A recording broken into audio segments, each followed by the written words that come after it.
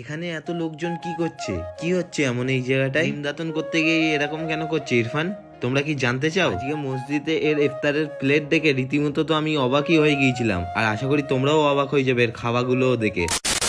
আজকে ভোরবেলা মা ডেকে তুলে দিল সেহরি খাওয়ার জন্য। থেকে ওঠার পরে নিজের জন্য ছোট একটু মনেজাত পাঠ করে নিলাম। আর আজকে আমার সেহরিতে কি কি আছে দেখো, দই আছে, আমশক্ত আছে, কলা আছে। আজকে এইগুলো দিয়েই আমার সেহরিটা পুরো করতে হবে। বেশি দেরি না করে দই কলা দিয়ে মাখানো স্টার্ট করে দিলাম ভাতটাকে, যেহেতু হাতে একদম নিম্নমান্য সময় ছিল। তারপরে একদম সময় নষ্ট করলাম না, চটপট খাওয়া স্টার্ট করে দিলাম আমি। তার কারণ হচ্ছে সেহরির সময় প্রায় শেষের দিকেই চলে এসেছিল, আর আজকে যেহেতু আমার ঘুমটাও লেট করে ভেঙেছে, সেহরি শেষ করে সরাসরি চলে এসেছিলাম মসজিদে, যেহেতু প্রচন্ড লেট হয়ে গিয়েছিল। এইদিকে নামাজও শুরু করে দিয়েছিল ভাইজান। সক্ষম চেষ্টা করার পরেও নামাজটা আমরা ধরতে পারলাম না। যাই হোক, পুরো নামাজ পড়েই বার হয়েছিলাম। ফজরের নামাজটা শেষ করার পরে চলে যাচ্ছিলাম হাঁটতে হাঁটতে 10 নম্বরের দিকে। আর আজকে নামাজ পড়তে কে এসছে দেখো, আরিফের ছোট ভাই সাহেব। 10 নম্বরে এসে আমি কোনোদিন এইভাবে ট্রাই করিনি ভিডিওর ব্রাইটনেস কমিয়ে দিয়ে। তো এই জায়গাটা কেমন লাগছে একটু কমেন্ট করবে, ঠিক আছে? আরেকটা জিনিস, এখানে সূর্যটা উঠবে আর কি সুন্দর দৃশ্য হয়ে আছে দেখো আকাশে, ভাই সেরা লাগছে। আমার থেকে এসে চাঙ্গা একটা ঘুম দিয়ে গুটি গুটি পায়ে চলে যাচ্ছিলাম নামাজ পড়ার জন্য।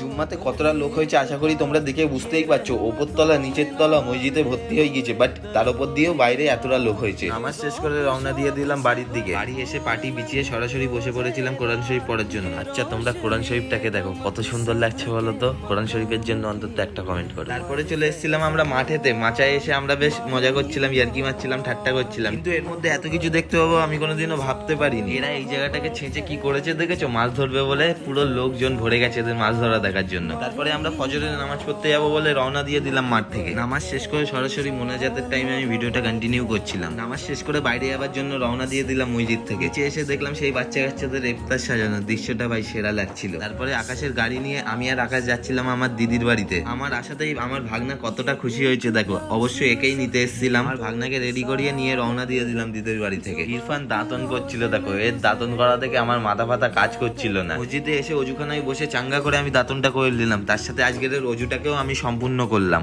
আজান হওয়াতেই প্রতিদিনের মতো আজকেও আল্লাহর নাম নিয়ে আজকের রোজাটা ভেঙে ফেললাম। তারপরে এই দৃশ্যটা দেখে না আমার ঠিক মাথা কাজ করলো না। প্লেটটাকে দেখো, এর প্লেটটা তো দেখে আমি রীতিমতো অবাক হয়ে যাচ্ছিলাম, ঠিক আছে, যে শেষ করবে কিভাবে। কিন্তু না ভাই, এর কাছে সেই স্ট্যামিনাটা আছে।